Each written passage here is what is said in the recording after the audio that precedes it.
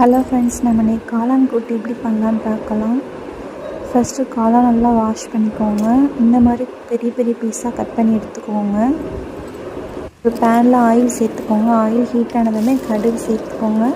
அது கூடவே பெரிய வெங்காயம் சேர்த்து நல்லா வதக்கி எடுத்துக்கோங்க. நல்லா வதங்கினதுக்கப்புறமா தக்காளி சேர்த்து அதையும் நல்லா வதக்கிக்கோங்க.